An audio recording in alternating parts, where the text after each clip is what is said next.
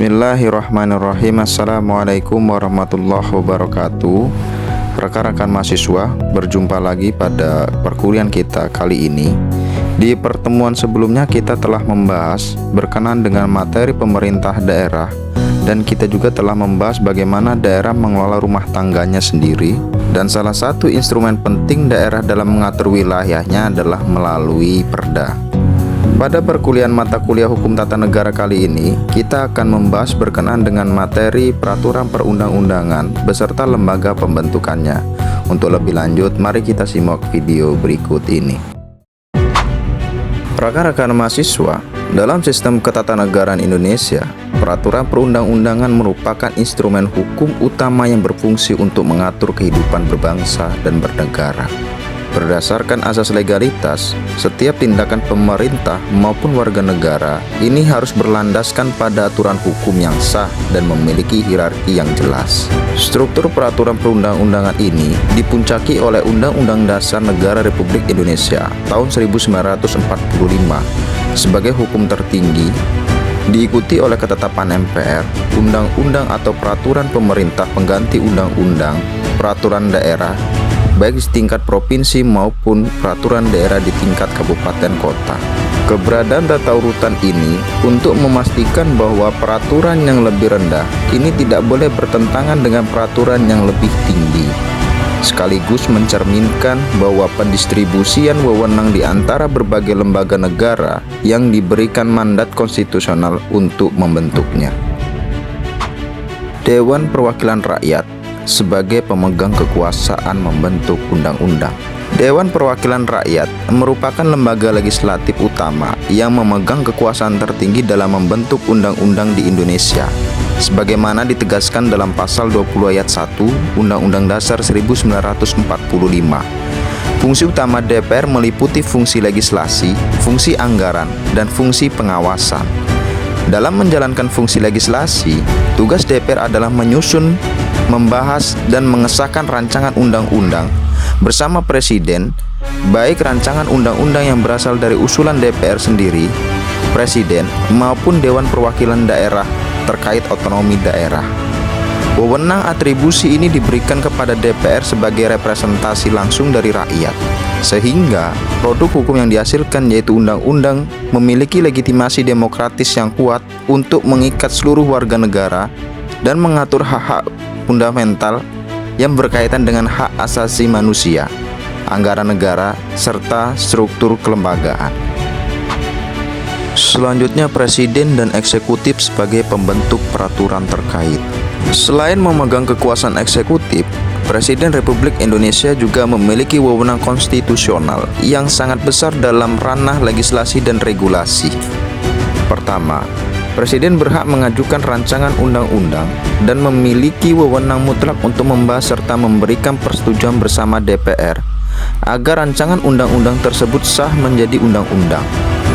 Kedua, dalam kondisi kegentingan yang memaksa, dalam pasal 22 Undang-Undang Dasar 1945 telah memberikan wewenang kepada Presiden untuk menetapkan peraturan pemerintah pengganti undang-undang yang memiliki derajat setara dengan undang-undang.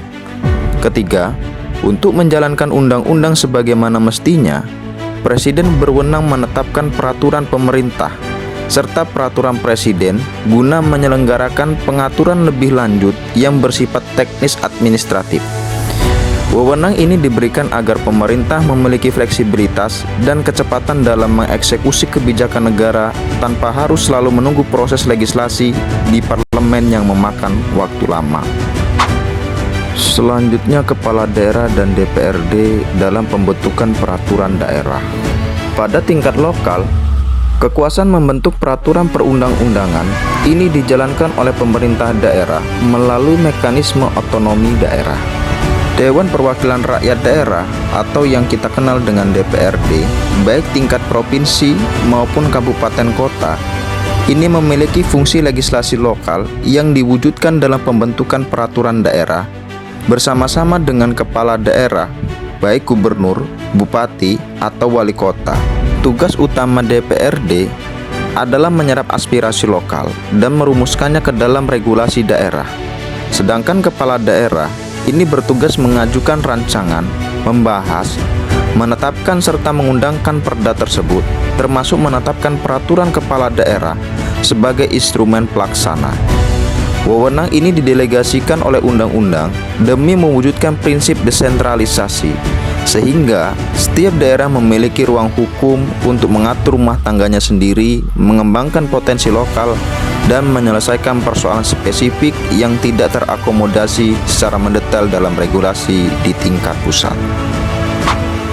Selanjutnya, korelasi antara regulasi dan lembaga pembentukannya. Korelasi antara peraturan perundang-undangan dengan lembaga pembentukannya ini mencerminkan implementasi prinsip pembagian kekuasaan, distribution of power, dan sistem saling mengawasi dan mengimbangi, yaitu check and balance.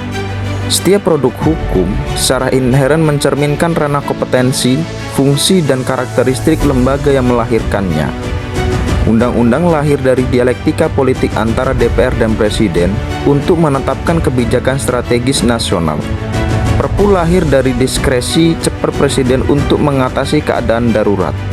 Sedangkan PP dan Perpres hadir sebagai instrumen operasional birokrasi. Hubungan ini bersifat organis dan hierarkis, artinya bahwa lembaga eksekutif tidak dapat mengeluarkan peraturan pelaksana tanpa adanya rujukan legislatif yang lebih tinggi, dan sebaliknya, legislatif memerlukan kesiapan eksekutif untuk mengimplementasikan hukum tersebut di lapangan.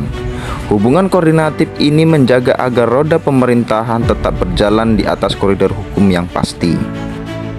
Selanjutnya, maslahat pembentukan peraturan perundang-undangan. Ditinjau dari perspektif kemaslahatan, pemberian wewenang legislasi kepada lembaga-lembaga negara ini bertujuan untuk mewujudkan ketertiban, keadilan, dan kesejahteraan umum bagi seluruh rakyat Indonesia. Secara substansional, bahwa maslahat dari pembentukan regulasi yang tertata ini adalah untuk memberikan kepastian hukum yang mencegah terjadinya kesewenang-wenangan dan anarki dalam masyarakat.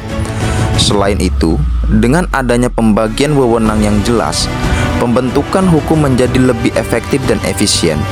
Urusan makro dikelola melalui undang-undang oleh pusat, sementara urusan mikro dan teknis diselesaikan melalui peraturan pemerintah atau peraturan daerah yang lebih adaptif terhadap kebutuhan real di lapangan.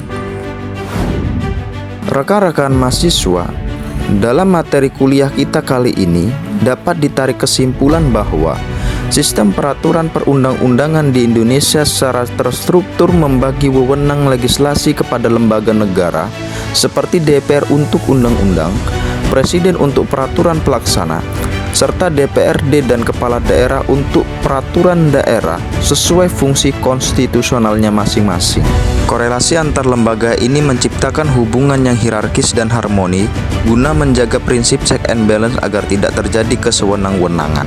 Maslahat utama dari pembagian wewenang yang tertata ini adalah demi menjamin kepastian hukum, menjaga ketertiban, serta memastikan setiap produk hukum yang lahir ini efektif dalam melindungi hak warga negara dan mewujudkan kesejahteraan masyarakat.